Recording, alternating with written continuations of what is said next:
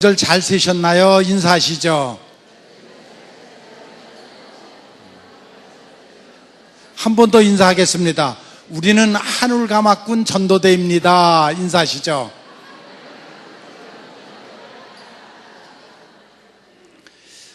사람이 성숙해진다는 것은 여러 면이 있는데 육체적인 것, 만약에 그 육체적인 것만 본다 그러면 아마 인간의 성숙은 짐승과 다를 것이 없습니다. 그냥 커가듯이, 짐승도 커가듯이 커갈 것입니다. 그런데 사람에게는 정신적인 성숙, 인격적인 성숙이 있습니다. 이것은 일생을 걸쳐서 만들어가는 것입니다. 자기가 성숙한 인격을 갖추기 위해서는 일평생을 죽을 때까지 이루어 가는 것입니다. 사회적인 것도 있습니다. 물론 우리나라는 이제 선진국에 들어가기 때문에 많이 지금 좋아졌지만 아직도 예전에 그 못 살던 그때의 모습들이 구석구석에 아직도 남아 있습니다. 그것이 때로는 긍정적인 것 또는 부정적인 것으로 이 사회 구석구석에 아직도 성숙하지 못한 선진국 같지 않은 부분들이 남아있는 것은 사실입니다. 인간 성장의 문제에 빼놓을 수 없는 것이 있는데 그것은 무엇이냐면 자율성이라는 것입니다. 인간이 성인이 된다는 것은 모든 문제를 또한 스스로 판단하고 그리고 권리와 의무를 갖고 처리할 수 있다는 그것이 바로 성숙한 인간의 모습입니다. 그러니까 인간이 성인이 됐다는 것, 그것은 어떤 문제든지 스스로 판단을 하고 그리고 자기가 결정한 것에 대해서 책임을 질 줄 아는 그러한 사람이 돼야 된다는 것입니다.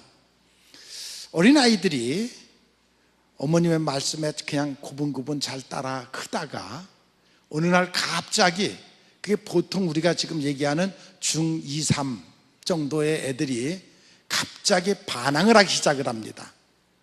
그래서 우리는 사춘기라고도 말하는데 아무튼 어느 날 그들 자신들이 갑자기 독립된 행동을 하기 시작을 합니다. 그래서 부모님의 말에 반항을 하기 시작을 합니다.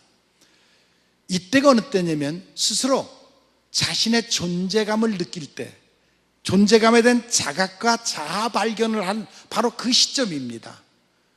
지금까지는 그냥 부모가 시키는 대로 쭉 따라 하다가 어느 날 갑자기 내가 누구지? 내가 뭘 해야 되지? 하는 자각이 생길 때, 그때 부모의 말을 거절하기 시작하고 일일이 자기의 생각을 반영하고 할 때에 부모들은 놀랄 수밖에 없죠. 그러나 그것은 성장 과정인 것입니다.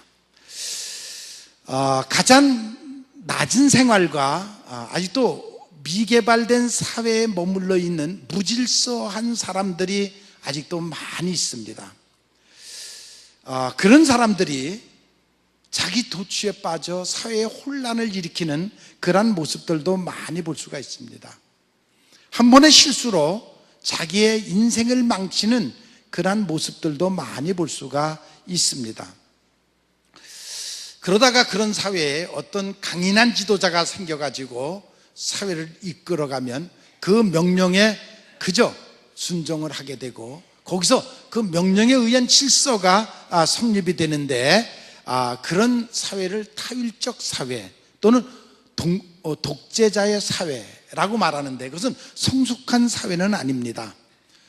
그런 사회에서는 유능한 사람이 나올 수가 없습니다. 우리는 자율이 지나쳐서 방종을 해도 안 되고 너무 이기주의에 빠져도 안 되고 사회는 적당한 자율성과 적당한 질서가 병행해야 됩니다. 하나님도 때로는 역사를 보면 율법으로 다스릴 때가 있고 은혜로 다스릴 때가 있습니다. 율법과 은혜를 병행을 해서 그 역사를 이끌어 가시는 하나님을 우리가 볼 수가 있습니다. 나에게 주어진 자율성과 질서를 포기해서는 안 됩니다. 많은 사람들이, 많은 젊은이들이 이미 마음에 포기되어 있는 그런 모습을 보면 안타까울 수밖에 없습니다. 그들은 아직도 자아 형성이 안 돼가지고 내가 어디까지 자유를, 어디까지 내가 질서를 지켜야 되는지를 그 가늠을 하지 못하고 방황하는 많은 젊은이들을 볼 수가 있습니다. 스스로 옳다고 택한 길에서 고난이 오면 그 고난에 대한 책임도 질 줄 아는 사람이, 그것이 성숙한 사람이요, 그런 모습이 지도자의 모습인 것입니다. 책임지지 않는 사람, 자기의 도리를 다하지 못하는 사람은 지도자가 될 수가 없습니다. 자율성 없이 인생을 살면 삶의 의미가 없습니다. 우리가 어른이 된다는 것은, 성숙해졌다는 것은 스스로 자기 인생에 대해서 책임을 질 수 있는 것입니다. 인생을 값지게 산다는 것은 스스로 결정을 하고 결정한 것에 대한 책임을 지고, 그리고 그것으로 인해서 오는 고난을 감수할 줄 아는 사람인 것입니다. 이것이 성숙한 그리스도인들이요, 이것이 바로 행함으로 행복을 만들어가는 그러한 사람들의 모습인 것입니다. 행복은 성숙한 사람들이 누리는 열매입니다. 행복해지려면 성숙할 수 있어야 됩니다.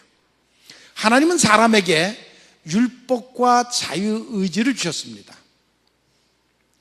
자유의지를 주신 것은 내가 한 일에 대해서 내가 책임을 져라 하는 것이고, 자유의지를 주신 것은 내 인생길을 내 스스로 개척해 가라 하는 말씀이고, 우리에게 자유의지를 준 것은 내 스스로 내 인생을 행복하게 만들라는 것입니다.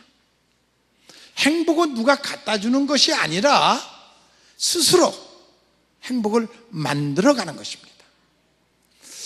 아담과 하와가 에덴 동산에서 살았습니다.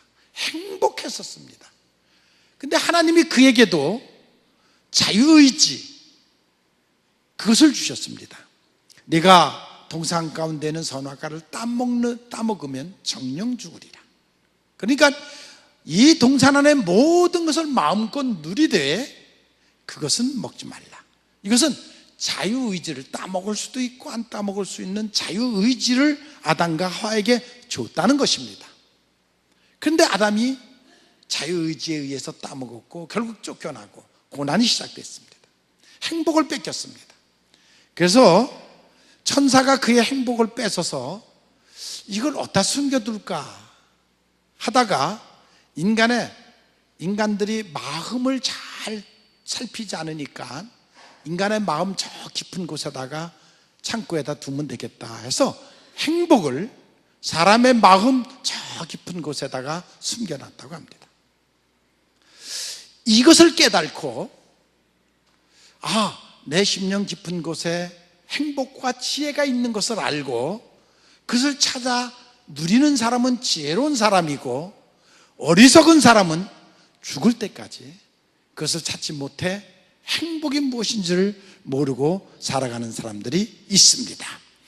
이 진리를 깨닫 여러분들은 심령속 깊은 곳에 있는 행복을 찾아서 존귀한 인생을 살아가는 여러분들이 되시기를 바랍니다. 행복의 씨앗을 그곳에 있습니다. 마치 밭에다가 씨앗을 심어놓고 열매를 기다리듯 여러분들은 여러분들의 심령 저 깊은 곳에 있는 성령의 씨, 행복의 씨를 찾아서 열매를 맺는 여러분들이 되시기를 바랍니다. 무엇보다도 우리에게 중요한 것은 신앙이라는 것입니다. 요한복음 15장에 보면 포도나무가 그 가지가 원줄기에 붙어 있으면 열매를 맺을 것이고 원줄기로부터 떨어져 나가면 말라 죽을 것이다, 버림을 받을 것이다. 예, 그렇습니다. 우리의 원줄기, 우리 영혼의 원줄기는 주님이십니다. 여러분들이 주님과 함께만 있으면 열매를 맺습니다. 크든 작든 많든 적든 주님과 붙어만 있으면 거긴 생명이 있고 거기에서는 열매를 맺을 수가 있습니다. 우리 성남교회에 특별한 몇 가지가 있죠. 우리 교회에 오시는 분들에게 천국 시민권이라는 많은 주민등록증 같은 것을 드립니다. 물론 그것은 천국 가서 써먹을 것은 아닙니다. 그러나 상징적인 것입니다. 이제 당신이 예수를 믿어서 천국 시민이 됐습니다 라는 상징적 증서를 드립니다. 여러분, 그 귀하게 여길 줄 아시기 바랍니다. 또 하나, 우리 교회가 한울가마꾼 전도대라는 것을 운영을 하고 있습니다. 어느 교회도 없습니다. 단 우리 교회 하나만. 중풍병자를 짊어지고 간 그 사람들이 한울가마꾼, 주님 앞으로 환자를 짊어지고 가는 그 사람들, 죽은 영혼을 짊어지고 가는 그 사람들, 그래서 주님을 만나게 하는 그 사람들을 한울가마꾼이라고 합니다. 여러분 모두가 한울가마꾼의 역할을 잘 감당하시기를 바랍니다. 우리에게 중요한 것은 믿음이라는 것입니다. 저는 믿음의 무한한 능력을 믿는 사람입니다.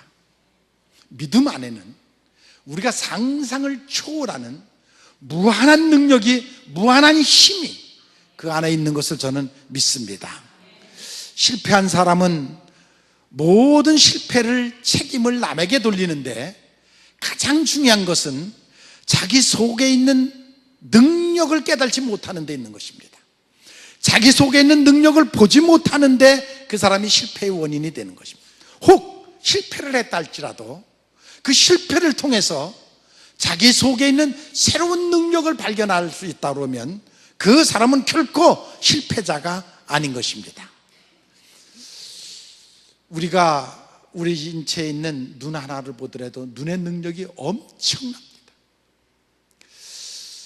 또 귀를 보더라도 엄청난 능력을 우리가 갖고 있습니다. 그것이 우리 인체 내 모든 분야가 다 그런 엄청난 능력을 갖고 있습니다.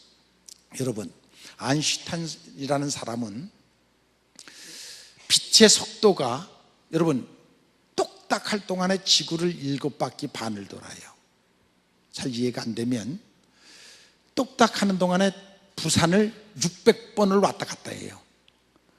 똑딱 1초 하는 동안에 부산을 600번을 왔다 갔다 하는데 그것이 빛의 능력이에요. 빛의 속도예요. 근데 이 속도를 발견한 것이에요. 이것을 재는 거예요. 빛이 1초 동안에 부산을 600번을 왔다 갔다 하는 이 속도를 잴 수 있는 그 능력을, 그것이 바로 아인슈타인이 발견한 것이에요. 그러니까 사람은 무한한 능력을 갖고 있습니다.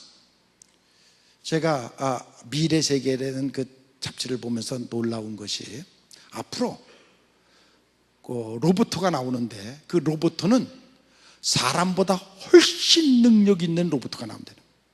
사람은 우리가 갖고 있는 뇌의 10%밖에 못 쓰고 있는데 그 인간이 갖고 있는 능력 훨씬 배가하는 능력을 가진 로봇가 나오는데 그 로봇가 나오면 인간을 다 지배한다는 것이에요. 그 능력으로 인간보다 뛰어난 능력을 갖고 있기 때문에 인간들을 다 지배하는, 그러니까 로봇, 인간이 만든 로봇가 결국 인간을 지배하는 그런 시대가 올 것이다. 이건 정말 무서운 얘기입니다. 그런 시대가 우리에게 올 것이라고 지금 얘기하고 있습니다. 여러분, 믿음의 힘, 우리에게 정말 필요한 것은, 우리 그리스도인들에게 정말로 필요한 것은 영적인 힘, 믿음의 힘, 하늘로부터 오는 지혜, 이제 이것이 필요한 시대인 것입니다. 시대가 지금 발전해 나가는데 마지막, 그것은 영적인 세계, 그 세계의 힘이, 잠재적인 힘, 잠재 속에 있는 힘, 그것을 개발하는 그러한, 그것이 가장 필요한 때가 온다. 저는 그것이 누구에게 오느냐? 성령이 충만한 사람에게 온다. 여러분 믿습니까? 성령이 충만한 사람, 믿음이 충만한 사람, 그 사람에게 그 능력이 주어질 것이다.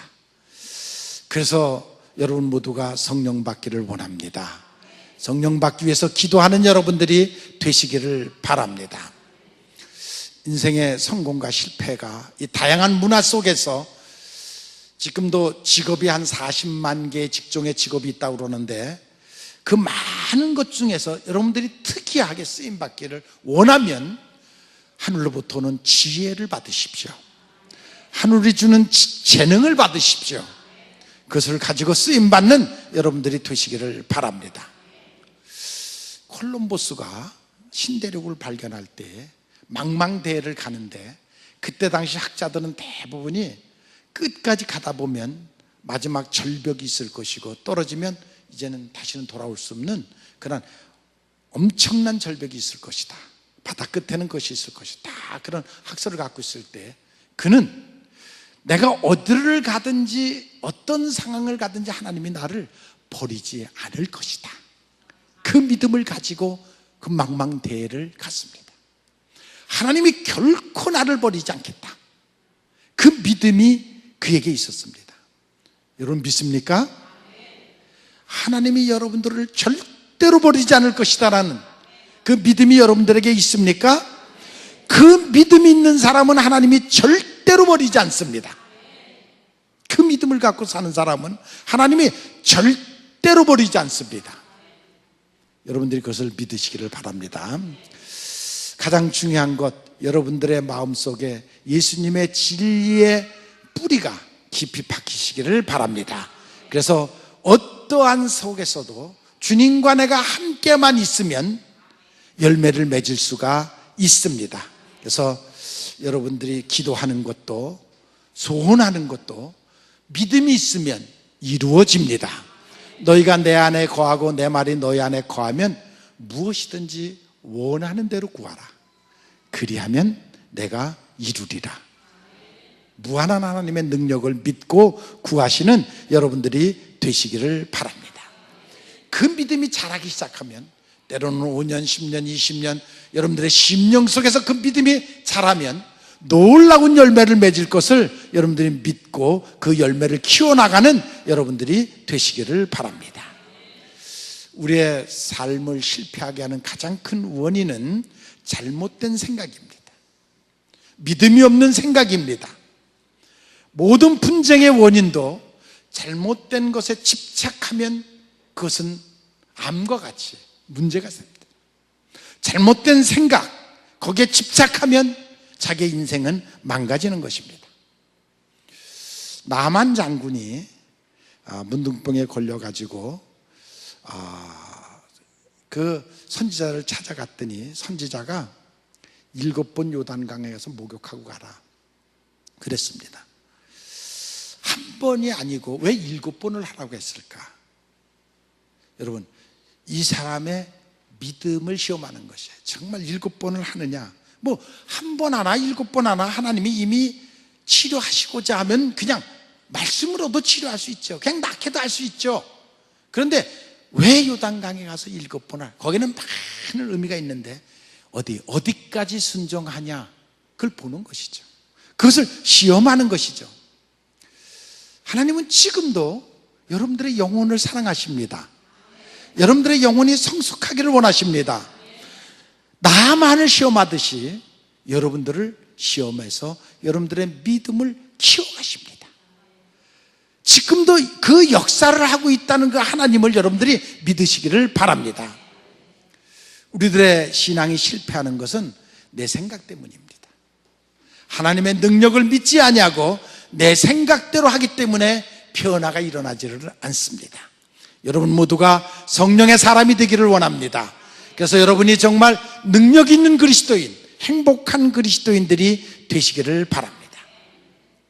오늘 본문을 읽어드린 본문에 보면 두 아들이 있었어요. 큰 아들은 아버지와 같이 살았고, 작은 아들은 아버지께, 아버지, 형님이 아버지 모시고 있으니까 저는 나가서 사업하겠습니다. 내 분깃을, 유산을 주십시오. 갖고 나갔는데 결국 홀딱 망하고 돌아왔습니다. 근데 여기 성경에 보면 큰 아들, 작은 아들이 다 탕자로 비유를 하고 있습니다. 큰 아들이 왜 탕자가 됐느냐면 아버지 잘 모시고 있었지만, 그러나 그는 아버지를 모시고 있는 것을 행복으로 느끼지 않았습니다. 의무로 느꼈습니다. 아버지와 함께 사는 것 자체가 행복해야 되는데 그는 그것을 행복하다고 생각을 하지 않았습니다. 의무로, 어쩔 수 없이 아버지 밑에서 내가 일을 하고 있구나, 그렇게 그걸 불행하게 생각을 했습니다. 그래서 그는 탕자였습니다. 우리가 지금 얼마나 잘 살고 있습니까? 정말 풍요롭죠. 아니, 넘치죠. 제가 볼 때는 너무 하나님 앞에 죄송할 정도로 잘 살고 있습니다. 잘 먹고 있습니다. 우리가 말레이시아 갔다 온 난민 돕는 우리가 주는 10,000원이 그들의 한 달치 양식입니다. 10,000원을 갖고 한 달을 삽니다. 여러분들의 자녀들은 지금 어떻게 살고 있습니까?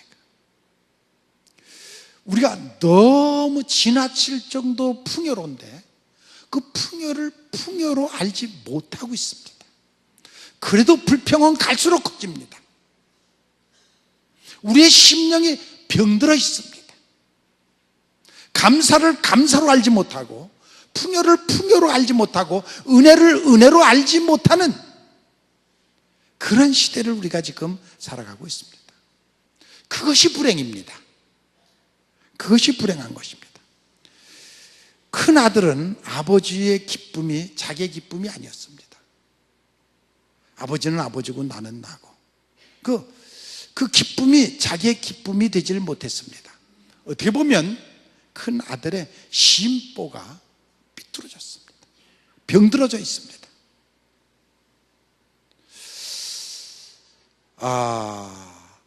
나는 죽도록 일만 했는데, 아버지 밑에서 시키는 대로 했는데 왜 아버지는 나를 위해서 이렇게 해주지 않습니까? 예? 그는 대가를 바라고 지금 아버지 밑에, 아버지와 함께 있는 것 자체가 축복이고 은혜인 줄 알아야 되는데 아버지로부터 대가를 바라고 지금 아버지 밑에 있는 것입니다. 그렇기 때문에 그는 탕자인 것입니다. 작은 아들은 이제 다 망하고 난 다음에 나를 품꾼의 하나로 써달라고 아버지께 돌아왔습니다. 옛날에 행복할 때 그 행복을 깨달지 못했죠. 그러다 이제 나중에 깨닫고 아버지께 돌아와서 그저 품꾼의 하나로 써달라고 했습니다. 여기서 우리는 그 큰 아들과 작은 아들의 비유 속에 율법과 은혜를 여기서 우리가 볼 수가 있습니다. 큰 아들의 동정과 아버지의 궁율을 우리가 용서하는 모습을 볼 수가 있습니다. 교회는 율법과 은혜의 두 날개가 있습니다. 두 내로가 있습니다. 어떤 사람은 율법을 자꾸만 갖다 대는 사람이 있고, 어떤 사람은 은혜만 갖다 대는 사람이 있습니다. 근데 두 개 다 필요해요. 손등과 손바닥과 같은 것입니다. 같은 것입니다. 행복과 고난도 한 그릇 안에 담겨져 있습니다. 여러분, 쓴바귀가 쓴 것도 있지만 그 안에 단맛도 있고 그 약이 몸에 약이 됩니다. 난 여러분 모두가 행복하게 살기를 원합니다.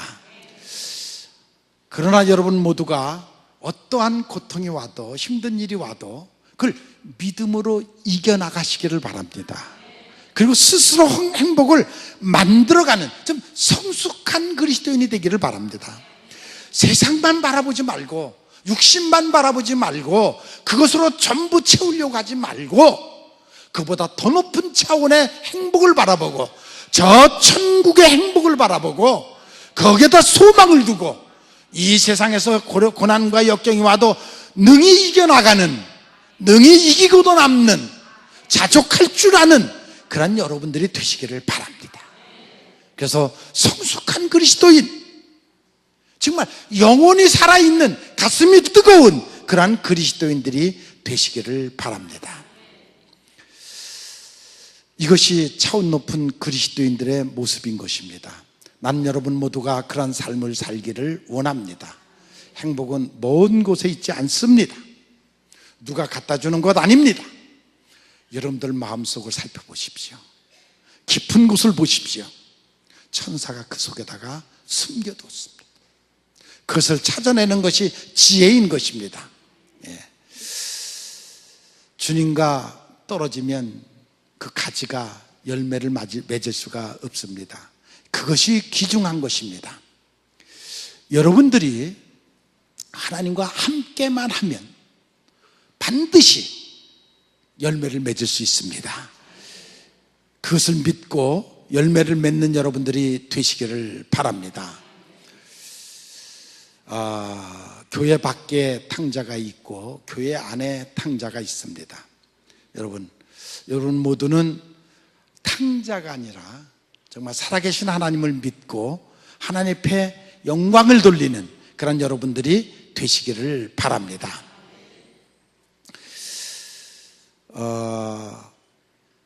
그리스도 안에 있으면 그것이 그 자체가 기쁨입니다.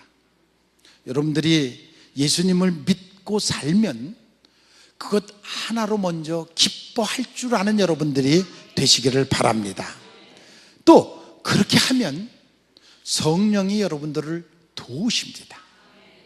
여러분들이 하나님과 함께 있다는 것을 분명히 믿고 그렇게 살면 하나님이 성령이 여러분들을 도우십니다. 성령이 여러분들을 도우시면 여러분들에게 능력이 생깁니다. 또 지혜가 생깁니다. 성령이 여러분들의 삶을 이끌어 가십니다. 내가 능력 주시는 자 안에서 모든 것을 할 수 있다는 신앙을 갖게 됩니다. 행복은 남에게 여러분들의 마음속에 행복을 품어야 남에게 줄 수 있습니다. 먼저 여러분들이 행복해지기를 바랍니다. 내가 깨달은 행복, 내가 품은 행복을 남에게 주는 것이 바로 복음입니다. 여러분들 심령 속에 비록 내가 세상적으로는 고난과 역경 여러 가지 어려움이 있다 할지라도 내 심령 속에서 뜨겁게 있는 그 행복, 그 행복을 전할 수 있는 것이 바로 그것이 복음입니다. 그러한 여러분들이 되시기를 바랍니다.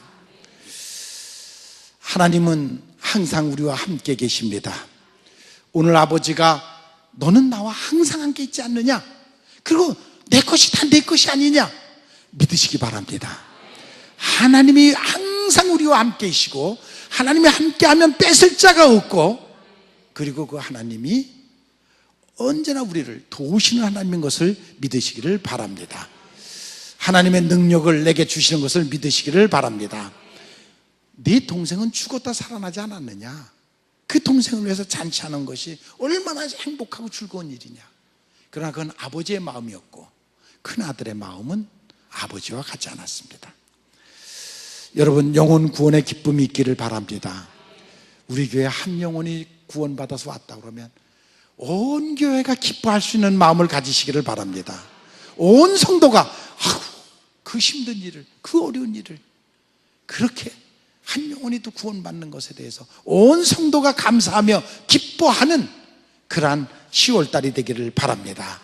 이것은 하나님이 기뻐하시는 일이고 우리가 또한 기뻐해야 될 문제입니다. 남북 문제가 놓여져 있습니다. 누가 큰 자냐, 누가 형이냐, 누가 동생이냐, 그거 중요하지 않습니다. 누가 효자냐, 누가 불효자냐 중요하지 않습니다.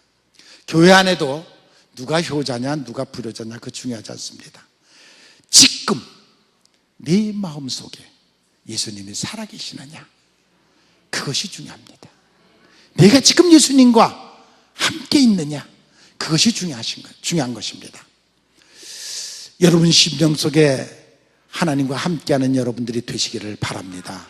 과거가 문제가 아니라, 과거에 같이 계셨던 하나님이 아니라 지금 하나님이 여러분들의 심령 속에 계시는가 하는 것입니다. 제가 어저께 주례를 했어요. 주례를 하면서 그 신부의 아버지가 목사님인데 딸 바보예요. 얼마나 딸을 자랑을 하고 좋아하고 막 딸한테 푹 빠져 살아요. 저한테 한 번은 사진을 이렇게 딱 이거 아무한테 보여주지 않은 건데 내가 감독님한테만 보여드릴게요. 우리 딸인데 얘가 아이돌보다도 이뻐요. 그러면서 보여주더라. 내가 그냥 별로 이쁘지도 않은데 그거 보여주더라고요. 그래 그냥 이거를 이쁘다 그냥 그러고 말았어요. 근데 어저께 주례를 내가 하게 됐어요. 그래서 주례를 하면서 신부에게 내가 좀 짓궂은 질문을 하나 할게 하면서, 신부야, 지금 네가 아버지를 더 사랑하느냐, 네 옆에 있는 신랑을 더 사랑하느냐, 내가 어저께 물었어요. 그랬더니 뭐 거침없이 큰 소리로다가 어저께까지는 아버지를 사랑했는데 오늘부터는 신랑을 사랑할 겁니다, 이러더라고요. 그래서 내가 그 아버지 보고, 봤지? 들었지? 이게 자식이야. 그게 자식. 맞죠. 그래야지. 그래 맞는 거 아니에요? 예. 그게 자식이에요. 자, 오늘 내가 누구와 함께 하고 있느냐? 여러분 주님을 사랑하십니까? 주님이 지금 여러분들과 함께 하십니까? 정말 주님과 함께하는 축복된, 행복된 인생을 살아가는 여러분들이 되시기를 주님의 이름으로 축원을 합니다.